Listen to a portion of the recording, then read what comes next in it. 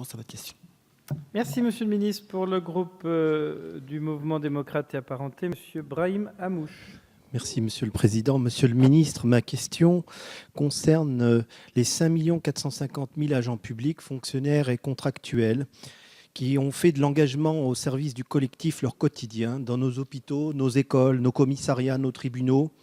Ce sont nos hussards modernes de la République, en première ligne pour être les garants de notre cohésion sociale et de notre mixité sociale. Ils touchent en moyenne à peine 45% du SMIC pour les agents de catégorie C. Malgré l'indemnité compensatrice de la hausse de la CSG votée en janvier 2018, ils constatent une érosion de leur fiche de paye. Plusieurs raisons peuvent l'expliquer. D'une part, ils bénéficient d'une compensation différée calculée sur les revenus de l'année N-1, tandis que la hausse de la CSG est calculée sur le revenu de l'année N.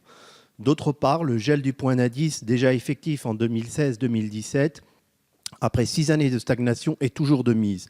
Enfin, la hausse de la cotisation retraite décidée dans le cadre de la réforme des retraites en 2010 pèse toujours sur leur pouvoir d'achat en 2018. Monsieur le ministre, les engagements doivent être tenus. Monsieur le ministre, cet engagement est d'autant plus important à mes yeux que ce gouvernement entend demander à toutes et à tous un effort salutaire de redressement des comptes publics.